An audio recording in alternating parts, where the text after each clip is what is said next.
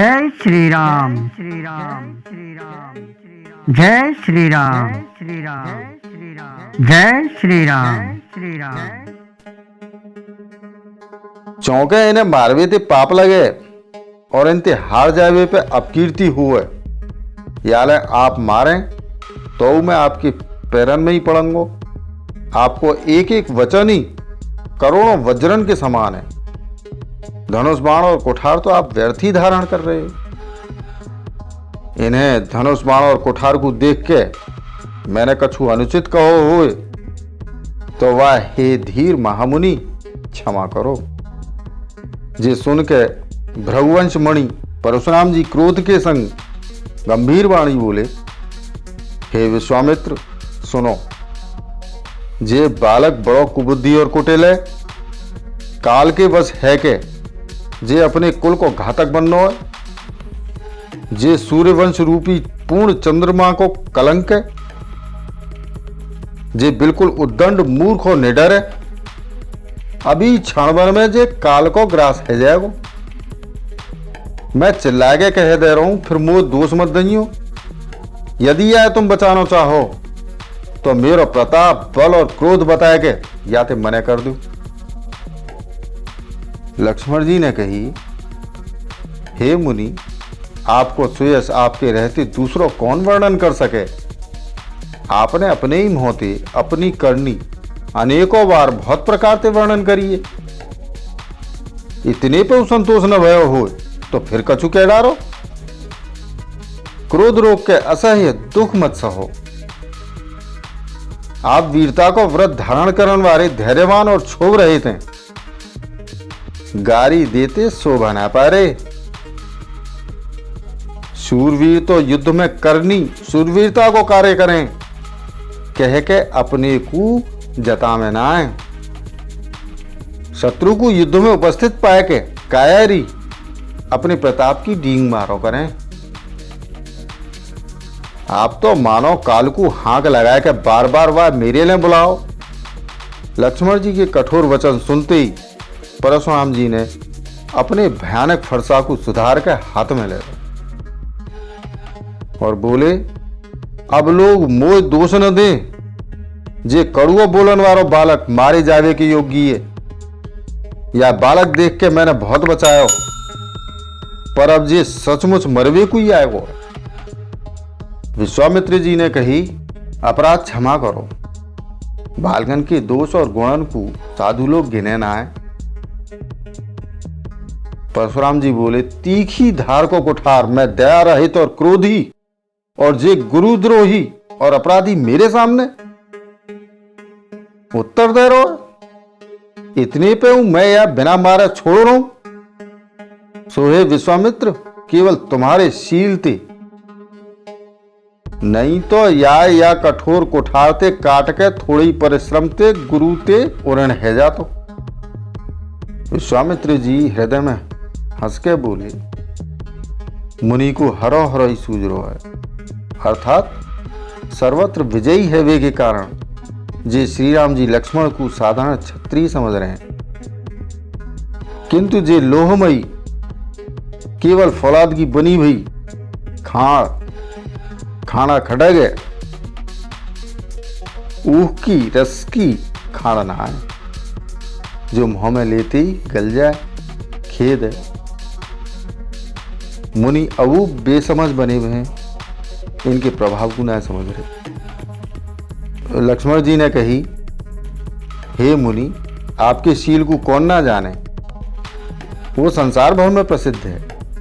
आप माता पिता थे तो अच्छी तरह उरण है ही गए, अब गुरु को ऋण रहो, जाको जी में बड़ो सोच लगो है।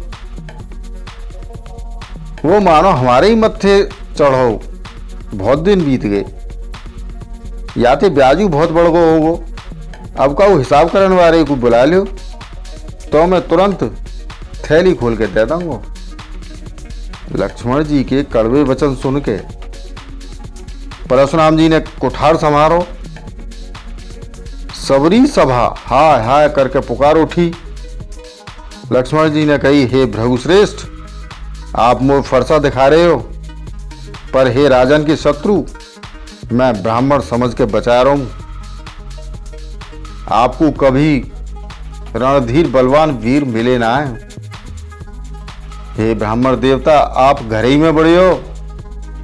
जे सुन के अनुचित है अनुचित है कह के सब लोग पुकार उठे।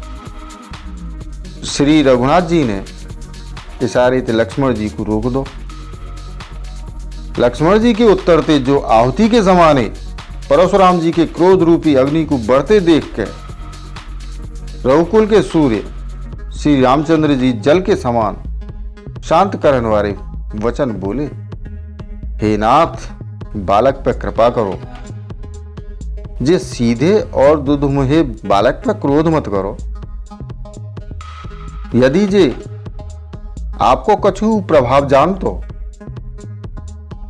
तो काजे बेसमझ आपकी बराबरी कर तो। बालक यदि कछु चपलताऊ करे तो गुरु, पिता और माता मन में आनंद से भर जाए। अतः या छोटो बच्चा और सेवक जान के कृपा करो। आप तो समदर्शी, सुशील, धीर और ज्ञानी मुनि हो।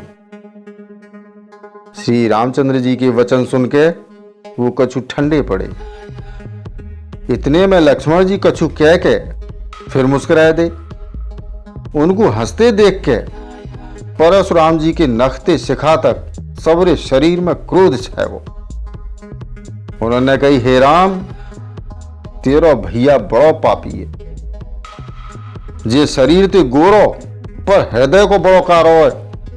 जे विस्मुख है, दुधमुह ना है, स्वभावती टेरो तेरो अनुसरण ना करे। तो जैसो सीलवाल ना है, जे नीच मुख काल के समान ना देख रो।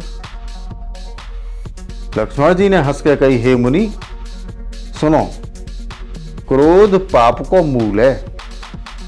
जाके वश में है कि मनुष्य अनुचित कर्म कर बैठे और विश्व भर के प्रतिकूल चलते सबको अहित करे। हे मुनिराज, मैं आपको दास हूं। अब क्रोध त्याग के दया करो। टूटो भयो धनुष, क्रोध करवे ते जुड़ेगो ना। खड़े खड़े पैर दुखन लगे होंगे, बैठ जाओ। यदि धनुष ज्यादा ही प्रिय हुए तो कोई उपाय करो जाए। काऊ बड़े कारीगर को बुला कर जुड़वा देंगे। लक्ष्मण जी के बोलवे थे जनक जी डर जाएं और कहें, बस चुप रहो, अनुचित बोलना अच्छा ना है। जनकपुर के स्त्री पुरुष थर-थर कांप रहे हैं और मनी मन कह रहे हैं कि छोटो राजकुमार बड़ो ही खोटो है। लक्ष्मण जी की निर्भय वाणी सुन सुन के परशुराम जी को शरीर क्रोध से जरो जा रहा और उनके बल की हानि है रही है। तब श्री रामचंद्र जी पे एहसान जताया कि परशुराम जी बोले, तेरो छोटो भैया समझ के मैं आप बचा रहा हूं। जे मन को मैलो और शरीर को कैसो सुंदर है, जैसे विष के रस्ते भरो हो सोने को गढ़ा। जे सुनकर लक्ष्मण जी फिर हंस दे। तब श्री रामचंद्र जी ने तिरछी नजर से उनकी ओर देखो। जाते लक्ष्मण जी सकुचाए के विपरीत बोलना छोड़ के गुरु जी के पास चले गए। श्री रामचंद्र जी दोनों हाथ जोड़ के अत्यंत विनय के संग कोमल और शीतल वाणी बोले, हे नाथ सुनो, आप तो स्वभावती ही सुजान हो। आप बालक के वचन पे क्यों ध्यान दे रहे हो? वह अनसुनो कर दो। बर्रैया और बालक को स्वभाव एक हो है। संतजन इन्हें कहू दोष ना दें, फिर वाने तो कछु काम बिगाड़ो ना। हे नाथ, आपको अपराधी तो मैं हूं। अतः हे स्वामी, कृपा, क्रोध, वध और बंधन जो कछु करनो होए दास की तरह अर्थात दास समझ के मुंह पे करो। जा प्रकार ते शीघ्र आपको क्रोध दूर हुए, हे मुनिराज बताओ, मैं वही उपाय करूंगा। मुनि ने कही, हे राम, क्रोध कैसे जाए? अबू तेरो छोटो भैया टेढ़ो ही टेढ़ो देख रो है। या की गर्दन पे मैंने कुठार न चलायो तो क्रोध करवे ते का फायदा हो? मेरे जा कुठार की घोर करनी सुन के राजन की स्त्रीन के गर्भ गिर पड़े। वाई फरसा के रहते मैं या शत्रु राजपुत्र को जीवित देख रहा हूं। हाथ चले ना है, क्रोध से छाती जली जाए।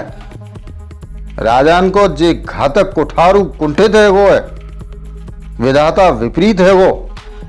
या ते मेरो स्वभाव बदल गो, नहीं तो भला मेरे हृदय में काऊ बखत कृपा कैसी। आज दया मोह ये दुसह दुख सहा रही है। जे सुन के लक्ष्मण जी ने मुस्कुरा के सिर नवाया और कही, आपकी कृपा रूपी वायु आपकी मूर्ति के अनुकूल ही है। वचन बोले हैं तो मानो फूल झड़ रहे हो। जय श्री राम। प्रियजनों, शेष रामचरित्र अगले वीडियो। तब तक इस वीडियो को लाइक और शेयर करें, चैनल को सब्सक्राइब करें, साथ ही नोटिफिकेशन बेल आइकन को दबाना ना भूलें, जिससे आने वाली वीडियो आपको मिलती रहे। वसुधैव कुटुंबकम। जय श्री राम। जय हिंद।